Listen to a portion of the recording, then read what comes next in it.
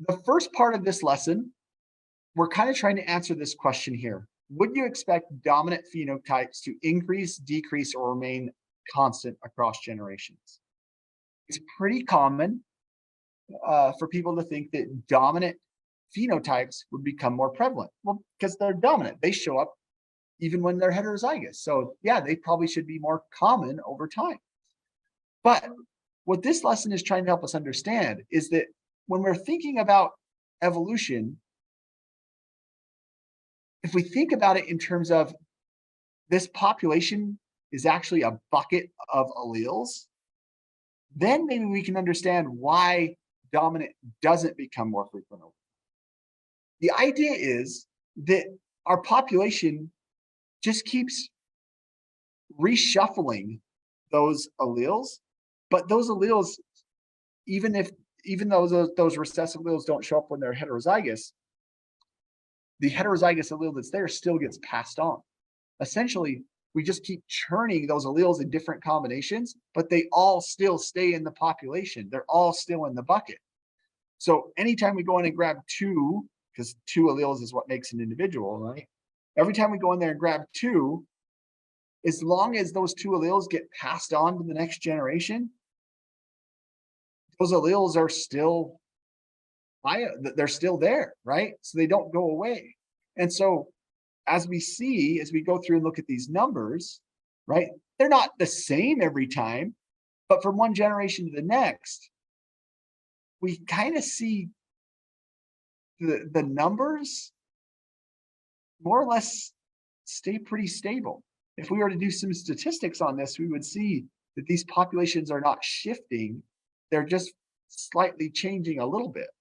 And so it isn't that we're getting more dominant over time. In fact, if we start with 3 individuals who are homozygous recessive, 3 individuals who have white flowers, right? Everybody else has yellow flowers. Second generation, that goes up to 8. But it's back down to 3 in the third generation. We're not seeing large enough differences here to say that the population is shifting. Instead, we're just turning that same set of alleles over, and we're getting just some minor fluctuations in those numbers, just by random chance how they're paired together. And so we can see it probably best in this graph here, right? There's just not a big shift in the yellow phenotype over time. It's just, it goes down and then it goes back up, but it's pretty much constant. It's pretty average. And the white. You guys good with that idea that dominant alleles don't become more frequent over time, dominant phenotypes? Okay. All right. It just gives us an example of some dominant alleles or dominant phenotypes that are fairly rare, right? Just kind of showing us real life examples of this not taking place. All right. The equations are going to be some key stuff here. Let's go ahead and slide this over here. We have 2 equations that make up our ability to analyze the evolution of genes. The first one is P plus Q equals 1. P represents the number of alleles that are dominant. So in our simulation, it was the yellow beads for the yellow flower allele. Q represents the percentage of the population that is, or the percentage of the alleles that are white, the recessive allele. So our equation essentially is saying is the percentage that is yellow plus the percentage that is white equals 100%. Right? We can reach into our bucket and pull out a yellow, or pull out one bead. The probability that it will be yellow is the percentage of them that are yellow. The probability that I reach in and grab a white bead is the percentage that are white. And so the probability that I'll reach into my bucket and grab a bead that's either yellow or white is 100%. So we're adding those 2 probabilities together. So if 60% of our alleles were yellow, then we would say the probability that we reach in and grab a yellow is 0.6. And because that's 0.6, the probability that we get one that's white has to add up to be 1, right? So 0.6 and 0.4 equal 1. So that's our first equation. A major thing in working with these Hardy-Weinberg equations is understanding what information is being given to us or asked of us. Anytime they give you allele frequency, they're giving you either P or Q or both. If they are asking you to determine allele frequency, they are giving you, or they're asking you to determine P or Q or both. So whatever allele frequency is talked about, this is the equation that it's referring to.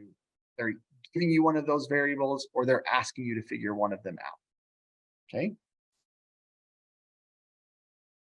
The second equation is, instead of thinking of the alleles as a bucket, or instead of thinking of the population as a bucket of alleles, now we're thinking of them as actual individuals. Okay. P still means the probability of getting a yellow bead or dominant allele. Q still represents the probability of getting a white allele or white bead, recessive allele. But in this case, we're requiring them to be paired. So for P then, what's the probability that we'd reach into the bucket, grab a yellow bead, and then reach in and grab a second yellow bead? Well, in that case, those are two events that must occur together. And when there must occur events, we multiply their probability together. So if our probability of getting a yellow bead is 0.6, then we would take and say, well, what's the probability? Excuse me. What's the probability of getting a yellow and then another yellow? We have to multiply those two probabilities together. And so that's why we do the 0.6 times 0.6. So the probability of getting a homozygous dominant genotype is 0.36. Now we get to heterozygous. Well, to be heterozygous, we can reach into the bucket, pull out a yellow bead, and then pull out a white bead. That's a heterozygous individual, right? So we could take and multiply that together, 0.6 times 0.4. But when we're talking about being heterozygous, we're also okay with reaching in and grabbing a white and then grabbing a yellow. So there's two ways of ending up being heterozygous. We could go dominant then recessive, or recessive then dominant. So it's actually 0.6 times 0.4 plus, because we're okay with either pathway of getting there, 0.4 times 0.6. Because those are the same percentages, we don't have to do them 0.6 times 0.4, then 0.4 times 0.6, and then add them together. We can just use a little math and say we're going to times it by 2.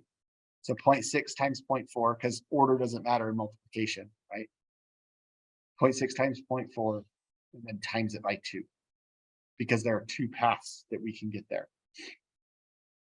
And so that's where the 2PQ comes from, is that those are the probability that we end up being heterozygous, with there being two ways of being heterozygous.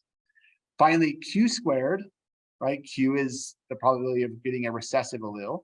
So reach into the bucket, grab a Q, or grab a white bead, reach into the bucket, grab a second white bead. So what's the probability that we do that? That's Y times Y, or Q times Q. That's where Q squared comes in. So we do 0.4 times 0.4, and that would give us the individuals.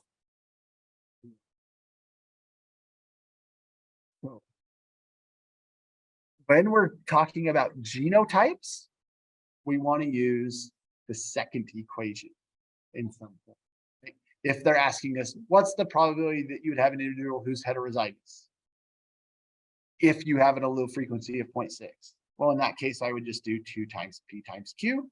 And then I would say, the probability you'd have a heterozygous individual is 48%, or 0.48. Okay. There's a second part to this, though. That is for genotype. But for phenotype, there are questions that are going to ask about that. What's the physical appearance?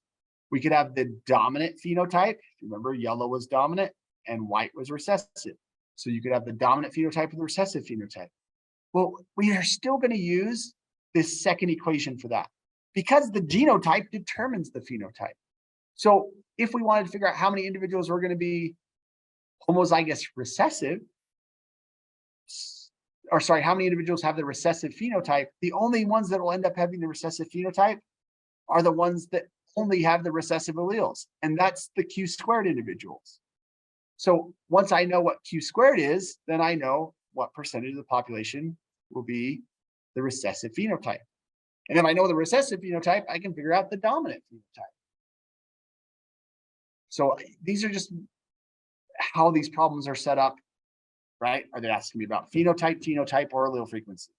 What have they given me? Have they given me phenotype, genotype, or allele frequency? And you can go from there. All right. Any questions on Hardy-Weinberg equations?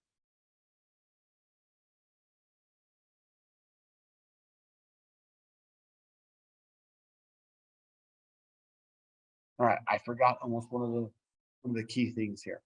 Okay. Hardy-Weinberg are two different scientists. That wasn't the guy's name, although that would be a cool name. The reason why they came up with these equations is they wanted to be able to mathematically generate a prediction. So if I go and study a population of flowers and I measure, essentially, I figure out what their allele frequencies are. And then I come back 5 generations later and look at that population again. The assumption of Hardy-Weinberg is that no evolution should have been taking place for that flower population. The population is in Hardy-Weinberg equilibrium, that no evolution is taking place. Well, if that's the case, I should be able to say that within a statistical range, right, that based on the allele frequencies I measured 5 generations ago, I should see this many individuals with the recessive phenotype. The percentage of the population with this recessive phenotype, I should be able to predict that. And when I show up and I try and predict that, if the population, again, we'd have to run some statistics on this, is significantly deviated from the recessive phenotype prediction that I make based on the original allele frequency that I collected, that tells me that something happened. Something said, oh, let's say our recessive phenotype is higher than what we predicted. That tells me that there is some evolution taking place that is resulting in those with the white allele being favored over those with the yellow alleles. And as a result, they are reproducing at a higher rate. So when I show up 5 generations later, the white flowers are at a higher percentage than I would have predicted if there had been no evolution.